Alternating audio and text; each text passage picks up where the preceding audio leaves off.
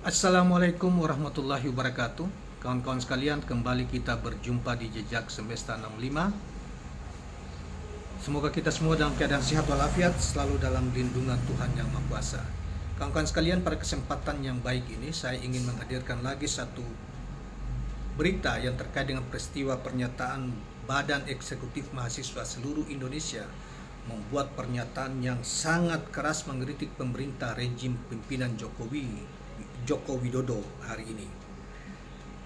Berita ini kita ambilkan dari Gelora News 3 Juli yang dimuat pada tanggal 3 Juli 2023 kemarin. Saudara sekalian, kritik dari Badan Eksekutif Mahasiswa seluruh Indonesia ini sangat keras dan mengevaluasi seluruh jalannya pemerintahan Jokowi yang dianggap dalam beberapa hal dianggap sangat gagal dan ingin bergerak untuk menghentikan, meminta supaya Jokowi mengundurkan diri. Namun saudara sekalian, saya harap bahwa sebelum kita lanjutkan membacakan berita tentang ini, jangan lupa subscribe, like, dan share channel ini. Baik kawan-kawan sekalian, kita lanjut. Koordinator Badan Eksekutif Mahasiswa seluruh Indonesia Hilmi As-Siddiqi menyebut rejim pemerintahan Jokowi saat ini telah melahirkan demokrasi yang cacat. Terbukti dari berbagai data, Indonesia mendapat peringkat yang jelek dibanding negara tetangga di Asia Tenggara, katanya. Bicara data, indeks demokrasi saat ini mengalami penurunan 67%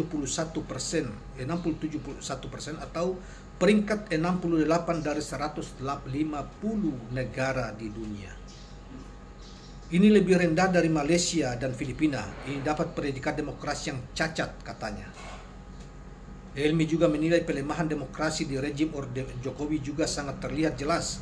Suara-suara mahasiswa dan elemen masyarakat diberangus dengan begitu sistematik. Pelemahan demokrasi terjadi secara sistematis. Kita lihat di rejim Jokowi sangat terlihat jelas.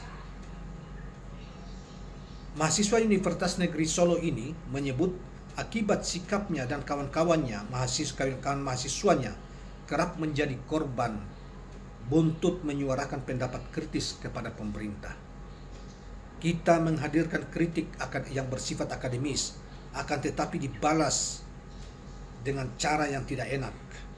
Kita lihat teman-teman UI, Universitas Indonesia kemarin diteror, diancam, dibunuh. Kita juga sama.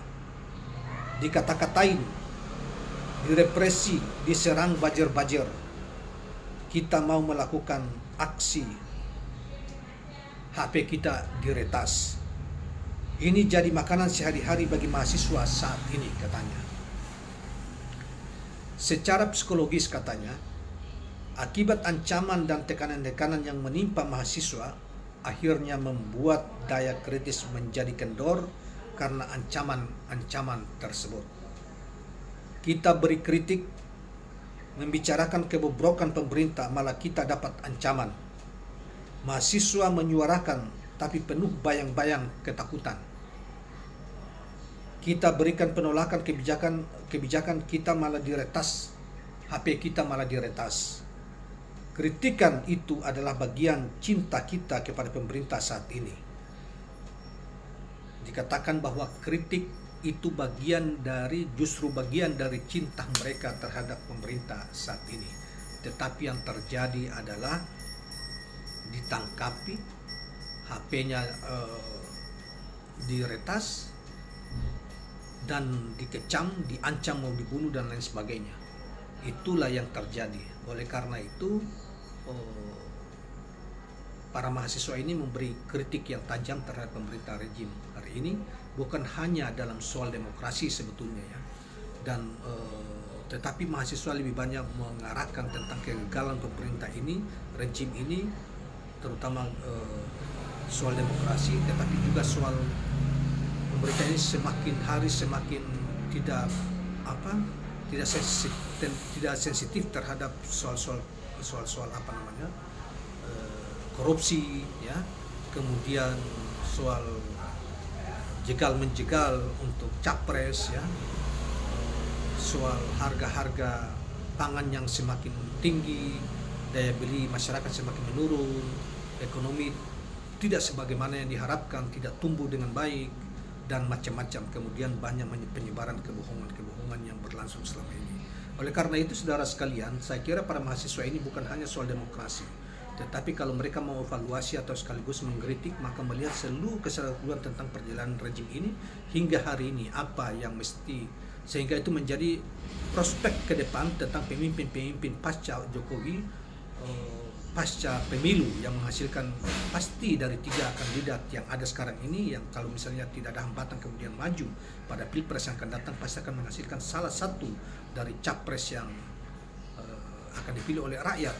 Oleh karena itu perlu mahasiswa memberi perspektif, bukan hanya mengkritik juga rejim sekarang ini, tetapi sekaligus juga memberi perspektif bahwa Indonesia ke depan setidaknya harus menangani hal-hal yang seperti ini, hal yang paling kronis di masyarakat, soal misalnya soal kemiskinan, soal kesenjangan antara rakyat dengan antara itu ya masyarakat, itu kesenjangan ekonomi yang begitu luar biasa, juga tentang pembenahan demokrasi, pembenahan berbagai aturan-aturan perundang-undangan dan sebagainya dalam rangka untuk membangun negeri ini lebih baik di masa yang akan datang. Saya kira kawan-kawan sekalian itu tambahan dari kita, dan jangan lupa subscribe, like, dan share channel ini. Assalamualaikum warahmatullahi wabarakatuh.